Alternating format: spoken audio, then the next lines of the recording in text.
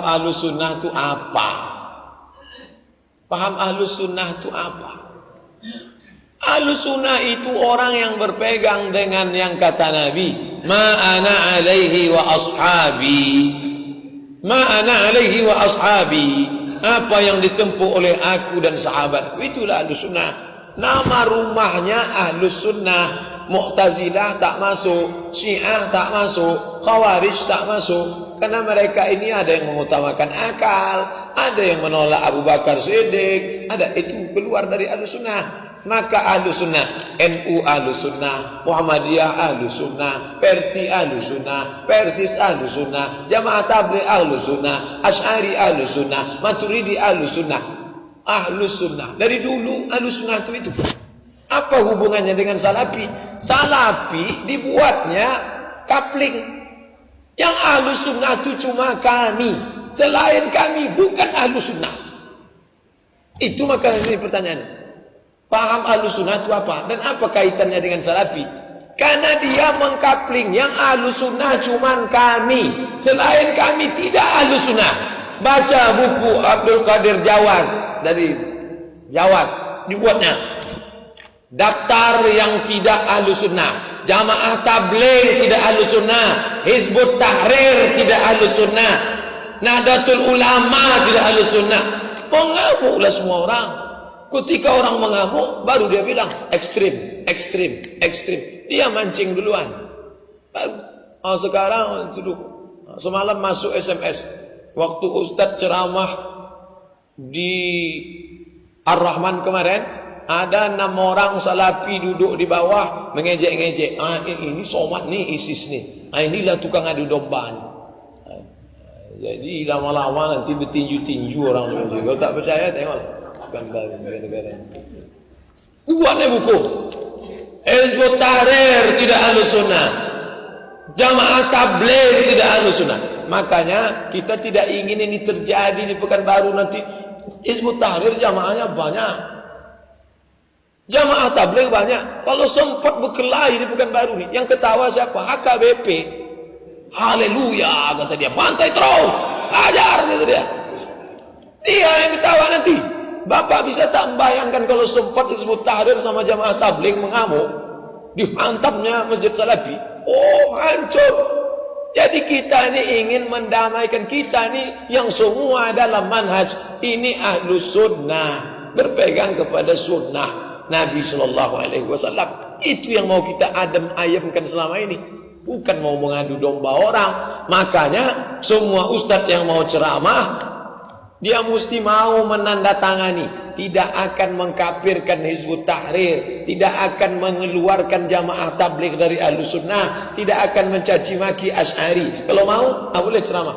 Mesti ada gitu. Kalau tidak, nanti dia menimbulkan fitnah, orang bertinju, berkelahi, hancur umat Islam ini nanti. Apakah kelompok Ahlus Sunnah identik dengan orang-orang jenggotan dan celana gantung? Karena saya beberapa kali hadir di majelis ilmu kelompok Ahlus Sunnah, mayoritas jamaah yang hadir orang masalah jenggot sama celana, jenggot celana, jenggot celana, jenggot celana. Udah habis, udah putus, udah tuntas saya kaji. Dalam 30 tanya jawab puasa udah saya kaji. Dalam 37 masalah populer, siapa yang celananya gantung Ahlus Sunnah, yang celananya tak gantung Ahlus Sunnah. Asalkan bercelana lah dia. Yang tak bercelana itu yang tak Ahlus Sunnah. Datang pula muak saya jadi. Tidak, bercanda. Ustadz sendiri condong kemana?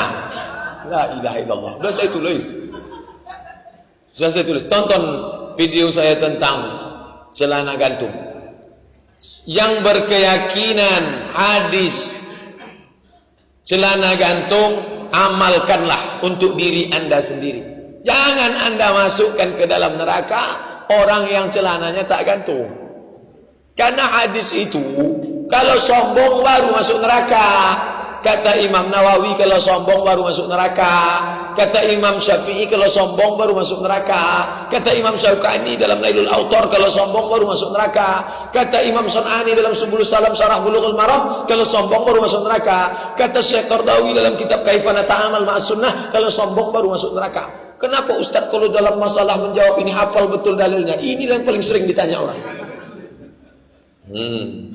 Jangan mengejek yang bercelana gantung.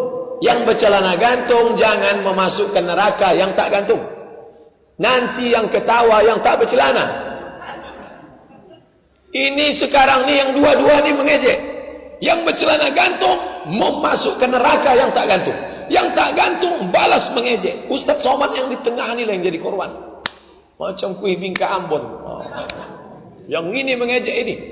Yang bercelana pendek, yang celana gantung menuju neraka, neraka, neraka. Tentu orang ni mengamuk. Dia kalau sudah ngamuk dia ngejek pula. Tengoknya celana gantung. Bertambah tinggi nampaknya kau. La ilaha illallah. Mau kemana umat ni dibawa asik berkelahi gara-gara itu? Banyak lagi yang perlu kita. Banyak lagi yang perlu kita bahas. Tengok banyak. Mobil Mitsubishi Mirage warna merah, nomor polisi BM 1152 NR, mengganggu jalan kendaraan orang lain yang mau keluar. Tapi ini masih Ahlussunnah wal Jamaah. Saya suami menikah, kami suami istri sudah tua-tua. Saya suami mudah tersinggung. Iya, kalau udah tua memang mudah tersinggung. Saya aja yang muda masih mudah tersinggung. Istri cerewet, suka pula mengatur-ngatur.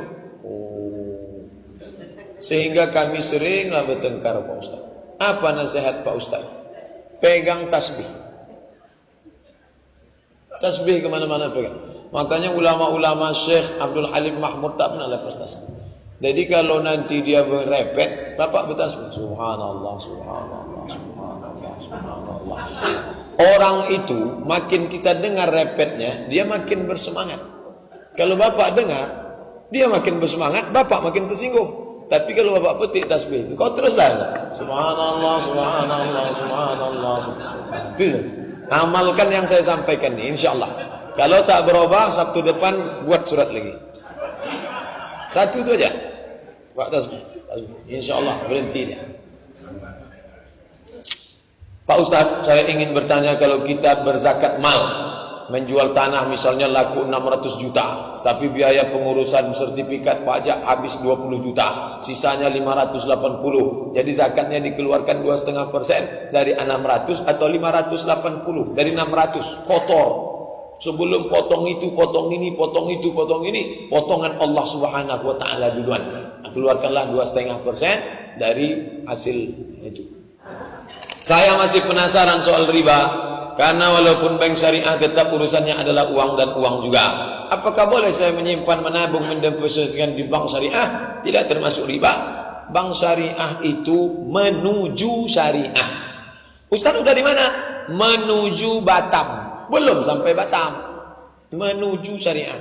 Kalau gitu bohonglah Pak Ustaz. Masa dibuatnya bank syariah? Kalau tak mau, buat besok. Bank menuju syariah. Letakkanlah duit di situ. Ulama DSN, Dewan Syariah Nasional, sudah mengeluarkan fatwa. Isi Dewan Syariah Nasional itu pakar-pakar. Pakar itu diambil dari kata fakar, berpikir. Profesor, doktor, orang-orang kiai haji, ulama besar. Kiai Profesor Doktor Anwar Ibrahim, 20 tahun di Al-Azhar. Ada semua di situ.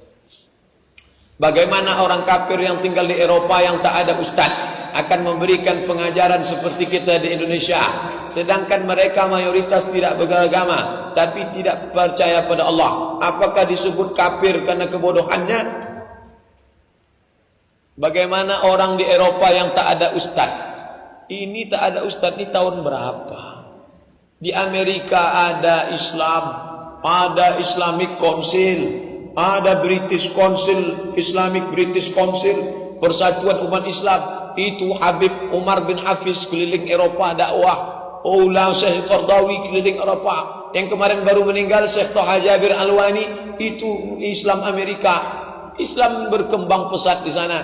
Jangankan di Amerika, di Eropa, sampai di Kutub Utara sudah ada Islam.